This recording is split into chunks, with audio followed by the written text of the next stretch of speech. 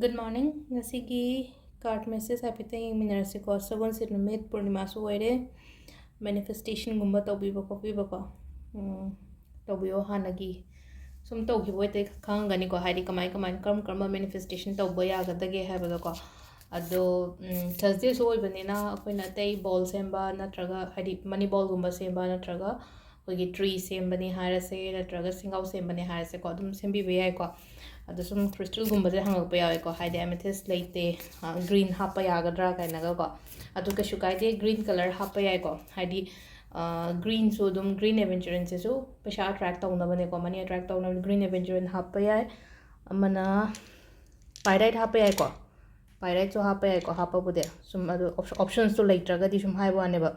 icham samba citrine so gumba so hapa yai ko ado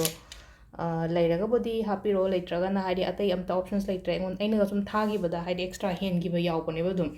aduda dum haidi sugumba haidi green kano akogi citrine gumba ani gumba kamba hen bagumba adagi atopa green gumba hen ba leiragadi adum aduduna dum hapiraga dum semasu yai ko leitragadi option do ano hambada card message yeng minarase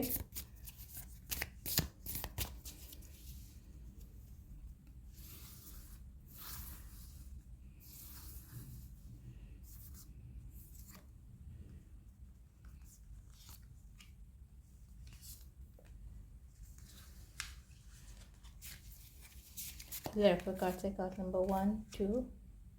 and 3 ko 1, 2, 3. Stagi makhanbira si ko. Sidala ko kogi card ahom se ko ngasi gi na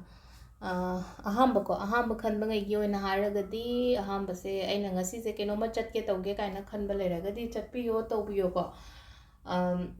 chingnaga no hai tare ko ningi mounting taro taw no ba haidi aina chatori ba thawak se phani hai ba gi shada thajaba ma go loina na chatpi ba start to bi ba hai tare ko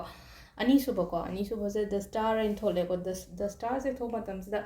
kai hai ge hai kan sida koina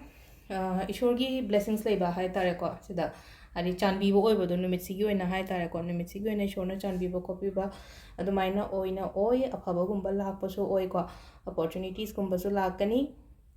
ado sida ko hiding a siguna numit aigi favor da labor do aina tawruba thaba kumbada ai ngonda kana gada bo oina oiba da oi ko hidi time se hidi aigi favor da labor gumba hai tare ko samna habada ngasi numit se ado sisina ani shubagi lere ko ahum suba je page of 1 se ko page of 1 se tawge haina khallaga tawdadana dum lere ko thabak se hidi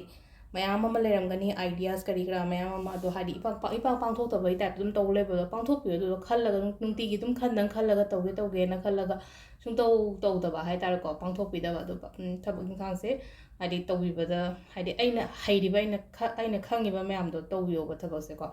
ado sida lere khoi card ke message na aduga timing of haba se ayuk ki pung manga ga minute ama dagina taruka minute kuntra manga phawng phare ko adagi mapan ga minute nipum doi dagina ani ga minute kun manga phawng phare adagi amu ahum ga minute yankhai nipan dagina nungdangi pung nipan ga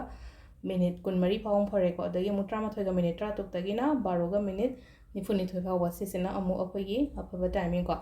ado sagon sen akoina Setkadaba color gumba kai gumba haragadi yellow gumba kai gumba set pi ba yare ko dress se